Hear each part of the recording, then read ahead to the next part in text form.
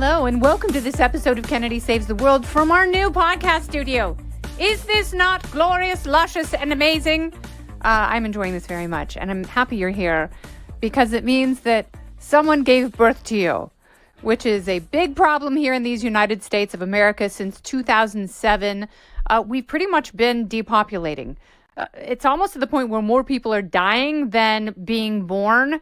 And certainly the number of people who've been having children, that has been dropping pretty consistently since 2007. The Great Recession didn't help. The pandemic screwed things up and made things pretty weird. We had a little bit of a baby boom during the pandemic because people were staying at home, if you know what I'm saying. And, they had some loosey-goosey government cash. There was a lot of work from home and working it from home. But we still have a problem in this country, and they have the same issue in China and Japan, and that is you've got an aging population and you've got a group of people who are going to rely on government pensions and subsidies for their retirement, which will require more workers than retirees, which is a problem we've had in this country for quite some time because we have seen the math. And what does that mean? It means that people should continue to have children. And this is a big generational shift. You have younger people who have been unable to afford kids, and that's one of the biggest anxieties that you have when you're facing parenthood, is you already have a hard enough time balancing your life and your budget. So then you throw kids on top of it and you're like, well, kids are really expensive. And they are, and that's the reality. But, as any parent can tell you, you do find ways of making things work. Either you scale back, you move, you become frugal, and you abstain from certain things that you used to engage in, and your life takes on different meaning with different priorities, and that always happens. There is a natural order of things, but it is an economic anxiety that really keeps people from having kids. It's the fear that they won't be able to pay off their student loans. They won't be able to afford a down payment on a home. They won't be able to afford the mortgage payment with mortgage rates rising. And also you have an inflationary environment where people are having a hard time paying for basics like food because the cost of many of our staples, as you know, continues to go up along with rising gas prices. So that is the economic hurdle that a lot of people find themselves struggling with.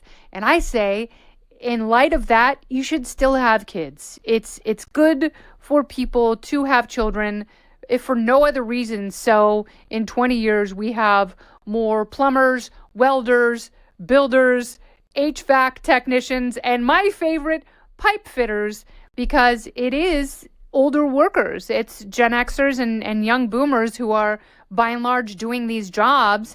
And at one point, they are going to tap out of the heavy lifting work environment so they can go do lighter tasks like, be TaskRabbits and learn to code and drive Ubers and maybe not lift and move such heavy stuff. And again, also the natural order of things, but you need people to fill these jobs. And when you have a population where more people are dying than being born and more people are moving into the advanced age category than the newborn category, you are going to have long-term problems. Enter our brilliant vice president, who is on a tour that's somehow loosely correlated with freedom, or at least the title would suggest.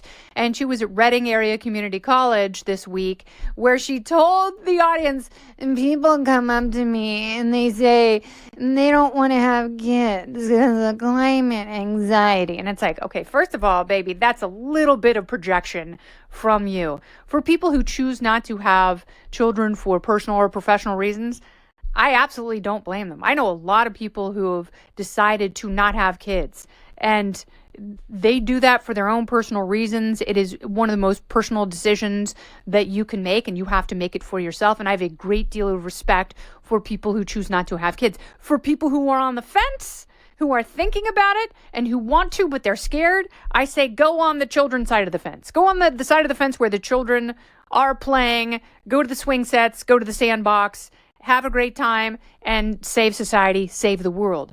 The vice president telling people she understands why people don't have kids. It's also her way of saying, well, maybe you shouldn't have kids because of the personal decisions that she has made. I would say if you were in a very high profile position of power and you've done the math, you've seen the algorithm, you know the outcomes are not necessarily good long term for a society that doesn't have enough workers to support an aging and retired society, then you should be doing your best to encourage people to have kids, and not because of some racist replacement theory. That is nonsense. It is purely mathematical at this point, and Elon Musk has done the math, and he is stooping every coworker in sight, and he's loading up their lady campers with baby batter as fast as he possibly can. And by the time he's done, he's probably going to have 6 or 7 dozen kids, because he also sees that people need to have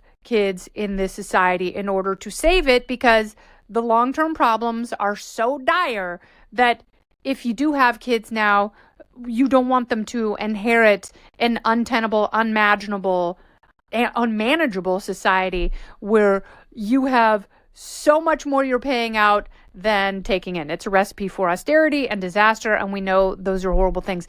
But also, at least be honest about it. It's not climate anxiety. It's too hot outside. There's a hurricane. There were wildfires in Maui. I better get sterilized. That's not what people are saying. And if you look at the 2 areas that are keeping people from having kids, the 2 economic areas that are really facing people, it is housing costs. Too much government involvement. You've got mortgage rates, and you've also got zoning laws and all sorts of government involvement in housing that makes it unaffordable, that creates a climate where people don't want to sell their homes because they've got low mortgage rates. So therefore, you have fewer homes on the market, and buyers there aren't willing to pay too far over what a home is worth in order to get in. And most people who are of baby making age, they cannot necessarily afford it. So housing, too much government involvement. Education, way too much government involvement. So let's say, hypothetically, that student loans are forgiven and a magic leftist wand is waved, and all of a sudden those payments are no longer required. You still have the debt. That debt still has to be serviced. That is going to be serviced by taxpayers in the form of higher taxes from people who didn't go to school at all. But guess what? Those people who didn't go to school, they're still having kids, and now we have to rely on their kids to pay the tax bill that is coming for this student loan forgiveness. Nothing is forgiven. If you go to college, pick a college where you're not going to be in debt for years and years and years. That is one of the main mistakes that people made, is this somehow need to go to a really expensive private liberal arts college and get a degree that's not going to pay for the debt that you already owe.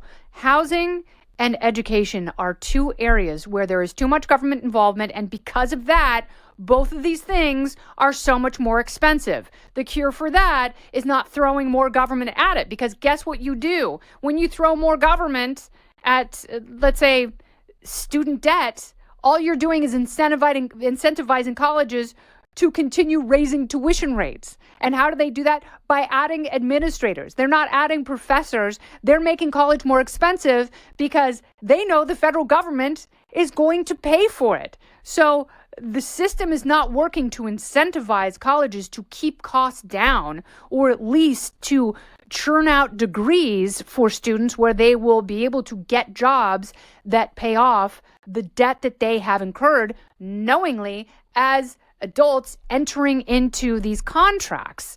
So maybe get government out of housing, or at least very much diminish the footprint that they already have that is only growing, and certainly get government out of the education and higher education process to maybe at some point keep those costs down. And then on top of that, maybe don't have the second most powerful person in government giving a wink, wink, I know why you're not having kids.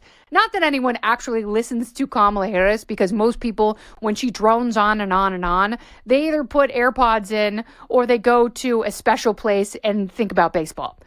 no one's really listening to her, but on the off chance that someone is, maybe encourage people to have children for the long-term good and health of society and our country, because China had a horrible one-child policy for a long time. Now they've got an aging society that is also depopulating. Japan has had this problem for years. So is the solution have government incentivize people to have kids? No, absolutely not. You don't even need to do that.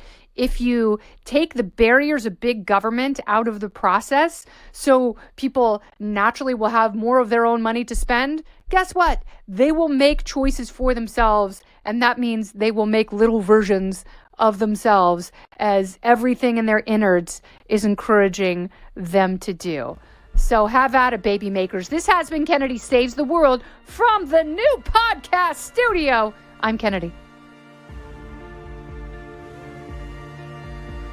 Listen ad-free with a Fox News Podcast Plus subscription on Apple Podcasts, and Amazon Prime members can listen to this show ad-free on the Amazon Music app. Oh, go ahead and leave me a review while you're there. I'd love to hear what you have to say. You've been listening to Kennedy Saves the World on the Fox News Podcast Network.